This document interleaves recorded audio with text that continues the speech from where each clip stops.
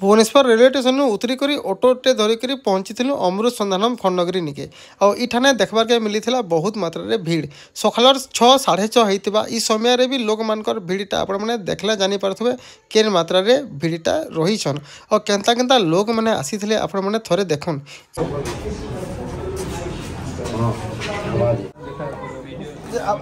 कौटू आसते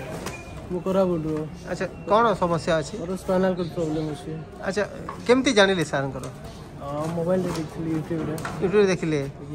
सार सार कथा होते फोन रे हां फोन रे कथा कौन कहले से कहला आसो आ देखिबा तबरे माने देखला पर ट्रीटमेंट आरंभ करा पलिस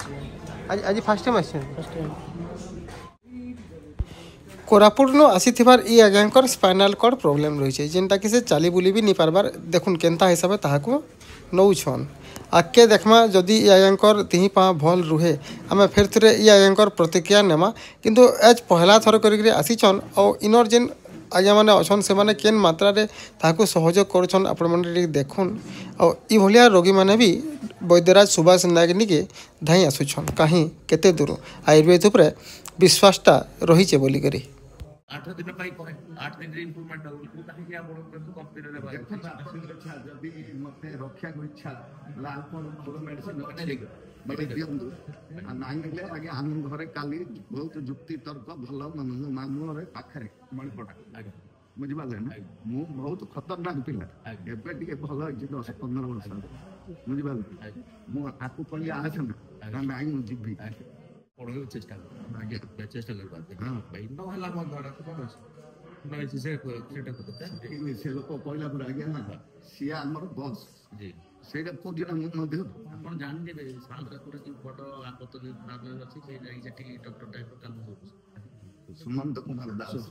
से आयुर्वेद माध्यम रे अनेक गुड़ाए रोग भल हबार नजिर रही सेमती आमर अमृत संधानम जोटा कि खंडगिरी भुवनेश्वर रही सेठी आसी जड़े मैडम बारिपदार आसतु तांकर कौन रिजल्ट अच्छी टे पचारि बुझा आप परिचय देवे मोर ना हूँ स्वागतिका थिला मु बारिपदारू आसी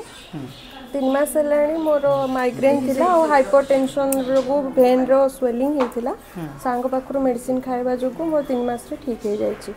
ऑपरेशन होगापाई भी जाइली किंतु ऑपरेशन हेलिनी सांग ट्रीटमेंट पलि आसिली रेकमेंड करते मो भौणी आसला 3 मास पर मोर क्लियर हो गली एबे लास्ट आसी आई टेस्ट करिकी देन डॉक्टर कहले कि पूरा क्लियर हो जाए। अच्छा आयुर्वेद को प्रकृत में लोक आम के ग्रहण करते विश्वास कर मो जानवर तो निहाती एक्सेप्ट करवा कथा और आयुर्वेदिक ट्रीटमेंट कौन साइड इफेक्ट तो जेहेतु न थाए तो समस्त रेकमेंड करी कि निहाती आगे आयुर्वेदिक ट्रीटमेंट हूँ किसी भी डिजीज हो सार पाखक आसतु और ट्रीटमेंट हूँ कौन समस्या थिला गोड़ आंठू कथा मोर जॉइंट पेन बहुत कथा कथा 6 मास ला खाइली तापरे मु प्रथम एक्सरे करथिली मोर जतकी बाहरी थला छडी जाइतला जॉइंट एबे मोर एक्सरे मो जॉइंट बहुत जुड़िलानी जो बिंधा गुला बिंधा करथला सेटा भी बंद अछि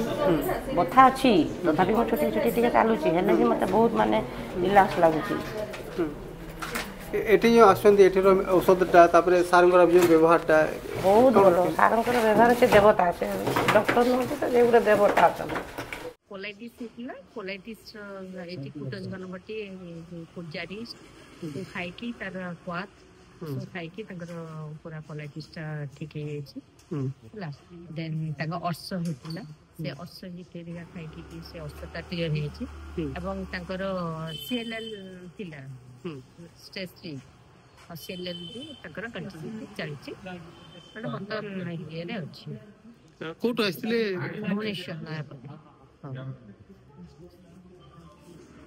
सठी आप परिचय देवे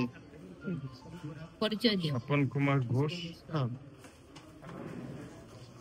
मो विषय पहिले से एबे एबे केमती लागु छी एबे भलो अछि परिचय देवे सर रविंद्र चौधरी बरनपुर। अच्छा कौन अपन समस्या थिला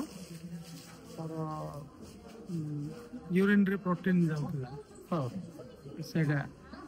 तो केते सार को देखले गत मास रे देखिए सार 3 वर्ष आसी हां 2 नंबर। अच्छा कौन किसी इम्प्रूवमेंट है हाँ भल अच्छे भल लाଗୁଛି हाँ